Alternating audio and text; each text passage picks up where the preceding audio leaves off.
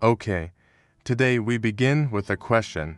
Have you ever felt trapped, even when no one is holding you back?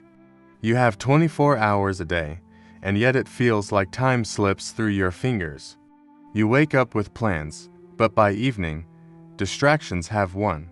A scroll here, a snack there, an emotion flaring up, a task postponed. You feel free, technically, but something is missing. What if freedom isn't the ability to do anything, but the strength to do the right thing, at the right time, for the right reason? Welcome to Stoic Dharma. Here, we walk slowly through ancient wisdom, one peaceful reflection at a time. In today's journey, we lines explore one of the most paradoxical truths in Stoic thought, that discipline is not restriction, but the key to true liberation. In a culture that glorifies freedom as pleasure, as spontaneity, as choice without consequence, what does it mean to reclaim the ancient idea that only a disciplined life can be a free one? Let's begin. In the modern world, the word discipline carries the weight of punishment, rigidity, denial. It conjures images of strict routines, lost spontaneity, cold order. But the Stoics, Epictetus, Marcus Aurelius, Seneca, saw it differently. For them, discipline was a spiritual practice, a quiet compass, not a cage. Not a set of harsh rules, but the art of aligning one's actions with one's highest values. Today, we live in a paradox. People say they want freedom. Freedom to choose, to move, to become, but they live without discipline, and thus fall prey to whatever feeling, craving, or distraction arises. The result? A life not shaped by deliberate choice, but by reactivity, by impulse, by noise. True discipline, the Stoics taught, is not about external control, but internal clarity. It's the daily act of reclaiming your agency from the chaos of urges. Marcus Aurelius, writing from the throne of the Roman Empire, reminded himself, "You have power over your mind, not outside events. Realize this, and you will find strength." Notice the structure here. Power, not over others, but over the only kingdom that matters, the mind. In that space, discipline becomes an act of compassion, not cruelty, a means of protecting your peace from the winds of emotion and temptation. The Stoics didn't see discipline as the enemy of pleasure. They saw it as the guardian of peace. Seneca wrote, "No man is free who is not master of himself, and mastery does not come by indulgence, but by the slow, repeated habit of choosing clarity over chaos." The Stoic path teaches that we are not made free by getting everything we want, but by wanting less, and living wisely with what we already have. And that kind of wisdom, it doesn't come from surrendering to every feeling. It comes from standing still in the storm, and choosing who you will be, again and again. The Stoic tradition began with Zeno of Citium, a merchant shipwrecked near Athens in the 3rd century BCE. Losing everything, he wandered into a bookshop and began reading the works of Socrates. That moment changed his life. He founded a school of philosophy on the Stoa Poikile, the painted porch, teaching a new path, not to chase pleasure, not to fear pain, but to live in alignment with virtue. From there, the Stoic torch passed through centuries, to Cleanthes, who labored all night as a water carrier to afford study by day, to Chrysippus, the logician, to Epictetus, a slave who gained his freedom not by rebellion, but by mastering his own mind, and to Marcus Aurelius, the philosopher king who ruled an empire, wrote daily reminders to his own soul, warning against arrogance, luxury, and laziness. Their teachings revolved around a single, uncheckable principle: we do not control what happens to us, but we always control how we respond. Discipline, then, is the art of this response. The moment between stimulus and action, where we choose reason over reaction, that moment is the birthplace of freedom.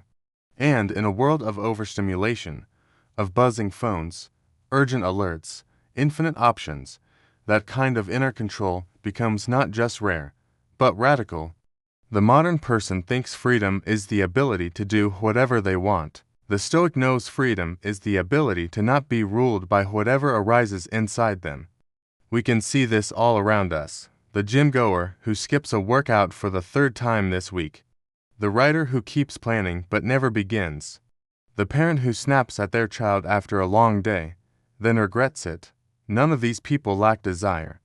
But they lack structure, they lack inner order, and so, their lives move not by choice, but by momentum. That is not freedom, that is drift. Discipline, when misunderstood, feels like denial. But when lived rightly, it is a form of deep affirmation, a commitment to becoming someone worth being. It's the inner architecture of character. It's what gives shape to the formless hours of each day. As Epictetus once said, first say to yourself what you would be, and then do what you have to do. That is not punishment, that is devotion. But let us pause here and ask the question that matters most. What does it mean, truly, to be free?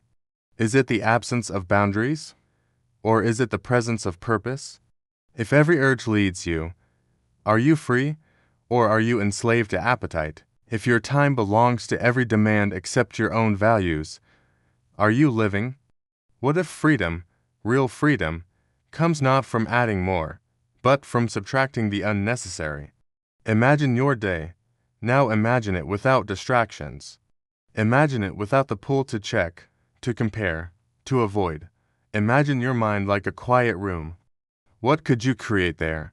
Who could you become there? Seneca reminds us, discipline is freedom, not because it feels good in the moment, but because it builds a life that is worthy of peace.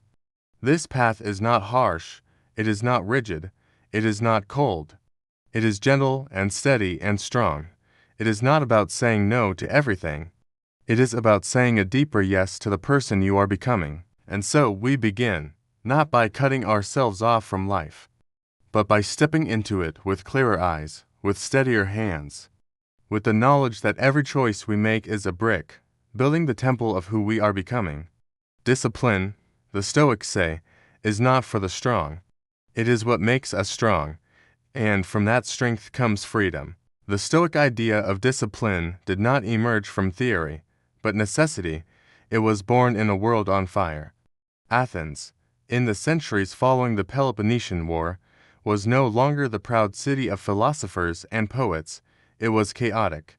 Shifting powers, political uncertainty, and the growing influence of the Roman Republic destabilized the once great cultural capital of Greece. In the wreckage of institutions and ideals, people sought meaning. And into this uncertainty walked a man named Zeno. Zeno of Citium, after losing his fortune in a shipwreck, wandered into a bookstore in Athens. He began reading about Socrates and was captivated. Here was a man who faced death calmly, lived simply, and questioned everything. Inspired, Zeno started teaching philosophy, not in grand halls, but on the open porch, the Stoa. His teachings offered a new kind of strength, not political, not financial, but moral and mental. But perhaps the most striking example of Stoic discipline comes from Epictetus. Born a slave in the Roman Empire, he suffered under a cruel master who once broke his leg. And yet, Epictetus showed no anger. "If you think you are hurting me," he said, "you are mistaken." His body could be broken, but not his mind.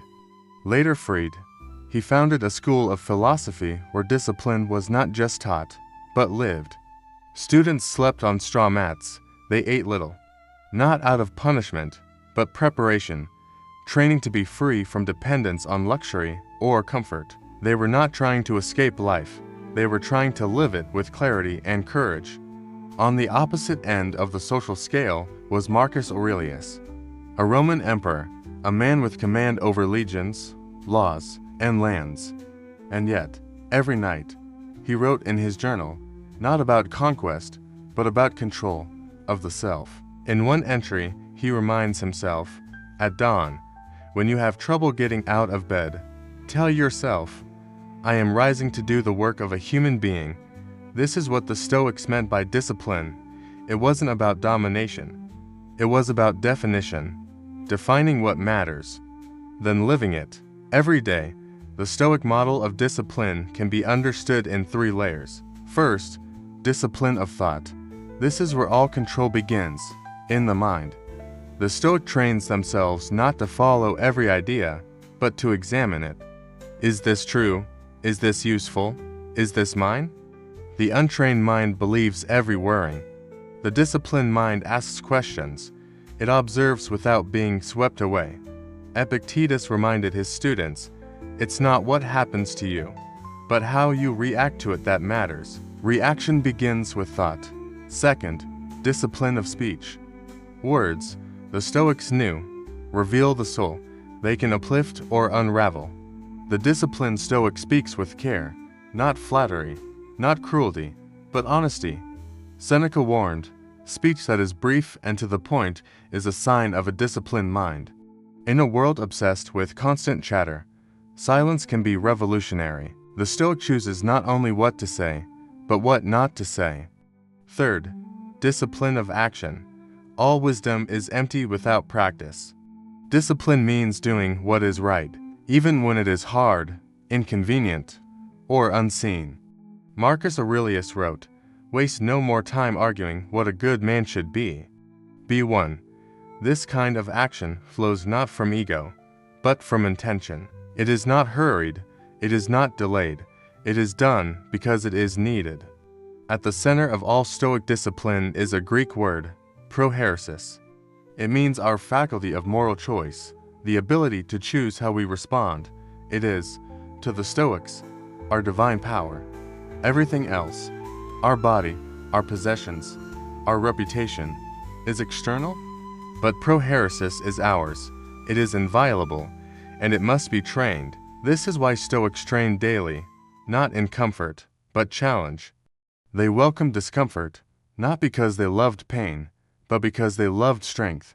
The strength to stay calm when insulted, to act rightly when afraid, to speak kindly when provoked. This was not repression, it was refinement. Seneca, living through the brutal reigns of emperors like Nero, wrote, it is not that we have a short time to live, but that we waste much of it. He saw that most people were not truly alive, just reacting, consuming, rushing. His answer, simplify, clarify, focus, discipline, he said, is choosing between what you want now and what you want most. Epictetus added to this, you must train your desires to match reality, not try to bend reality to your desires. This wasn't a call to surrender, it was a call to grow up, to accept what is, and act with wisdom.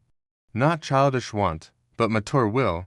Even Marcus Aurelius, surrounded by wealth and flattery, reminded himself daily to stay grounded. Do not waste what remains of your life in speculating about others. He wrote, instead, be concerned with yourself, and in another place, be like the cliff against which the waves continually break, but it stands firm, and tames the fury of the water. In this, we begin to see the Stoic secret. Discipline is not about harshness, it is about freedom from dependency, from drama, from noise, from inner chaos. A Stoic doesn't need perfect conditions to be at peace. They carry their stillness inside. They are unmoved not because they are cold, but because they have trained their fire to warm, not burn. We return, then, to the central paradox. Most people believe freedom is doing what you want. The Stoic sees that this leads to slavery, to desire, fear, status, pleasure. But when you discipline the mind, you no longer need to obey it. You use it, you guide it. Discipline, then, is not the enemy of joy. It is its source. A mind in turmoil cannot enjoy anything. But a steady mind finds beauty in the smallest things. A moment of silence, a kind word, a breath. And so we end this part where we began, with the Stoics, not as statues, but as men who bled, who loved, who grieved, and who chose, in every moment, to return to discipline. Not to be rigid, but to be free, because in a world full of wind, it is the rooted tree that lasts. Because in a life full of noise, it is the clear voice within that must be heard.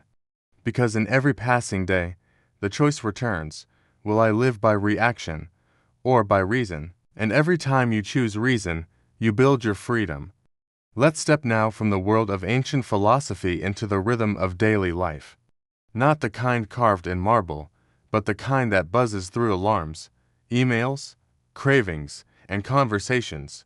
Because if Stoic discipline is to be more than a noble idea, it must live quietly, consistently, in ordinary days. The modern world preaches a version of freedom that seems appealing. Eat whatever, say whatever, scroll forever. Follow your heart, we're told, but what if the heart is confused? What if it changes direction every hour?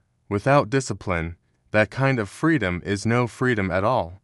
It's noise, it's wandering, it's exhaustion masked as choice. Epictetus once asked, "Would you have no one to rule over you? Then rule yourself," and that is the beginning of real work.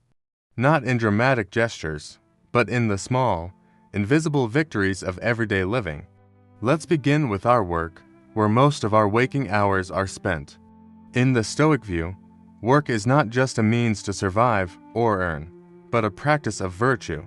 Marcus Aurelius, perhaps the busiest man in the Roman world, reminded himself every morning, at dawn, when you have trouble getting out of bed, tell yourself, "I am rising to do the work of a human being."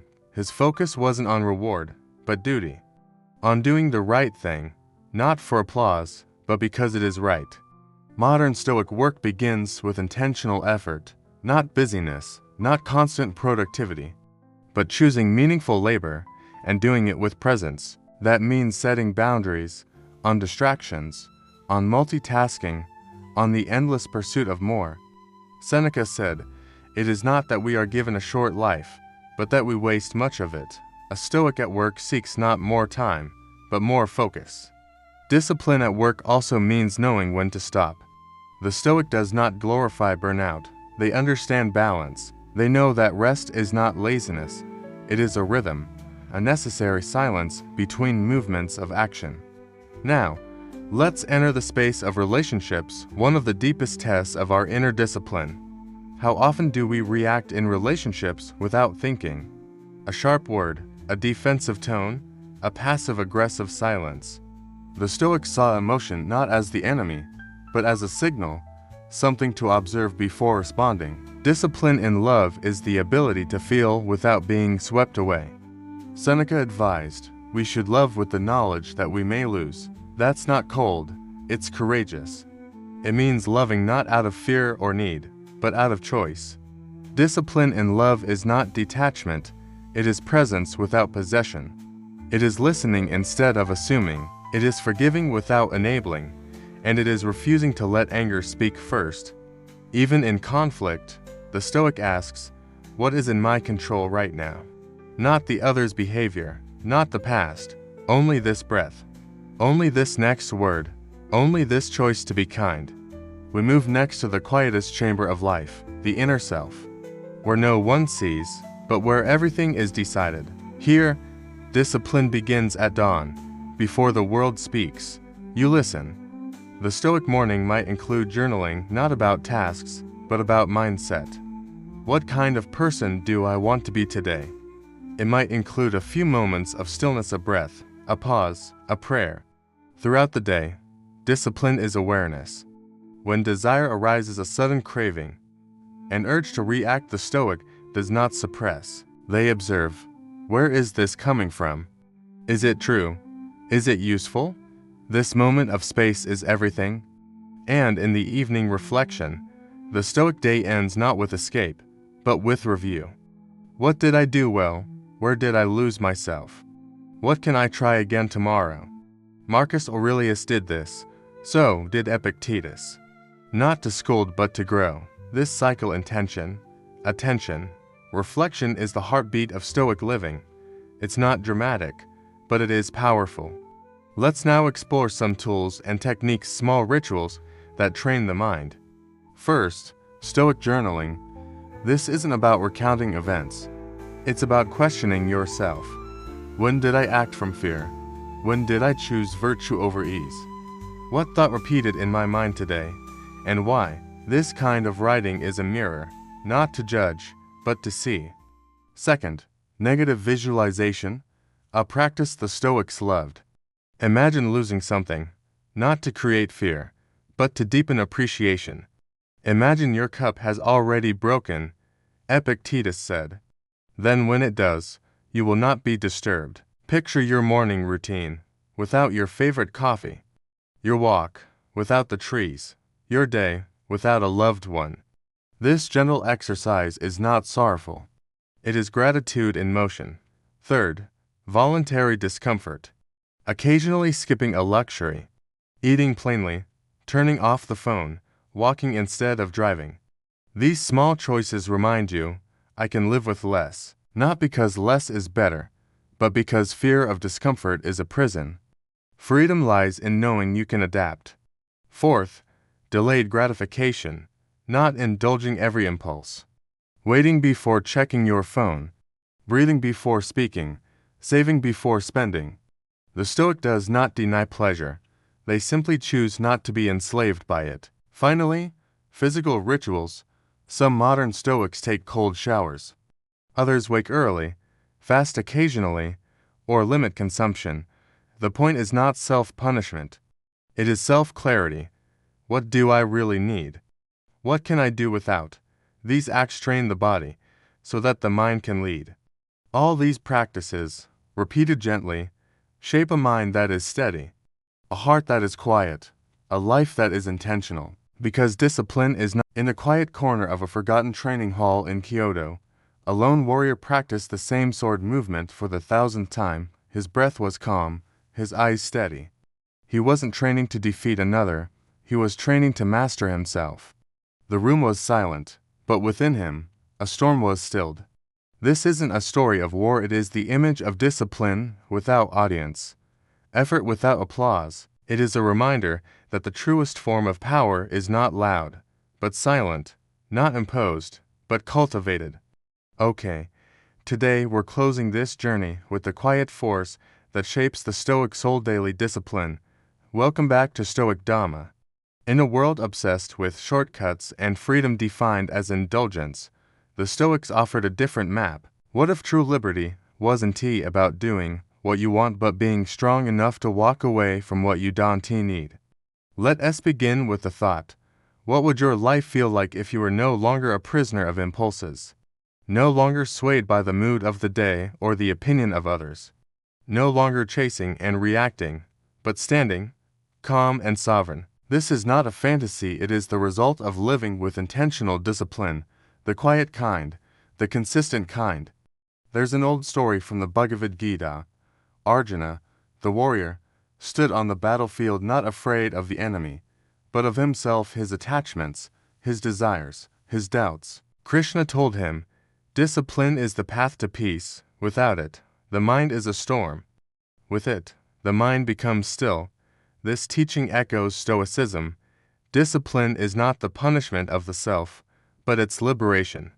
Epictetus, born a slave, found freedom not by changing his circumstances, but by mastering his reactions. No man is free who is not master of himself, he said. The discipline he spoke of is not severe, it's self-respect. It's the art of living by your deepest values, not your momentary moods.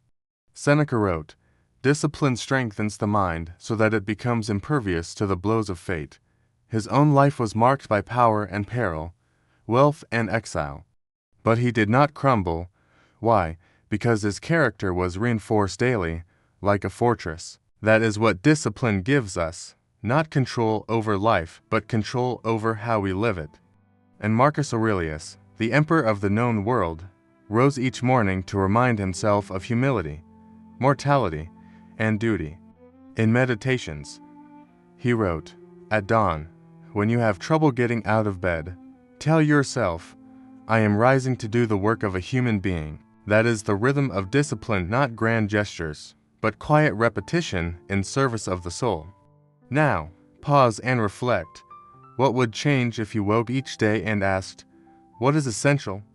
What if every choice you made was filtered through the question, does this serve my highest self?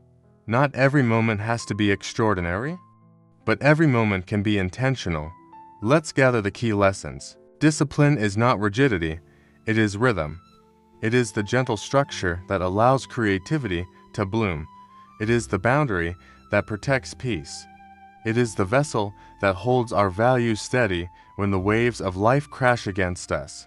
Discipline is not something you have or don't have. It is something you practice, one decision at a time. One morning, 1 hour, one breath. You do not need to be perfect.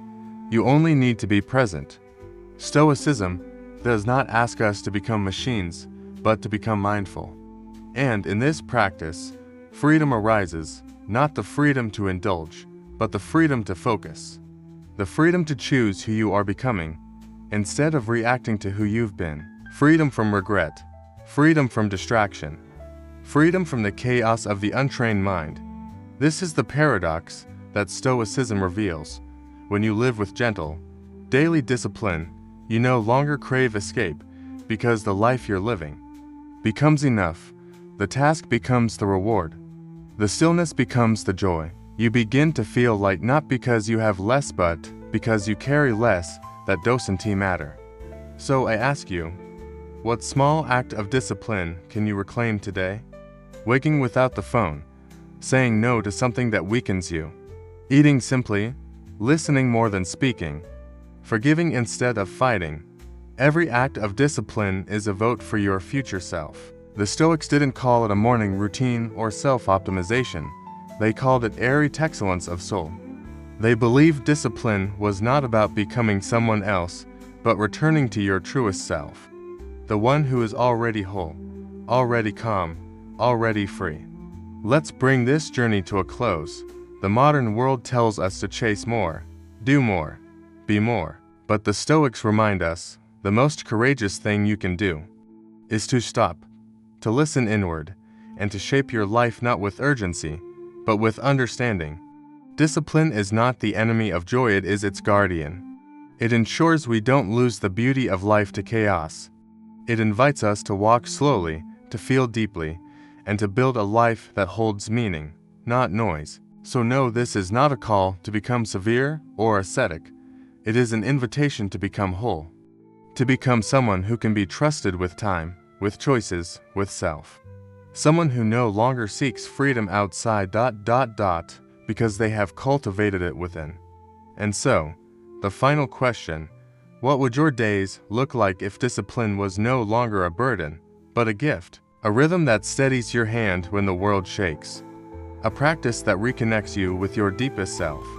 The path of discipline is not easy, but it is clear. And perhaps, it is the only path that leads to true freedom. Thank you for walking this journey with us. See you in the next meditation.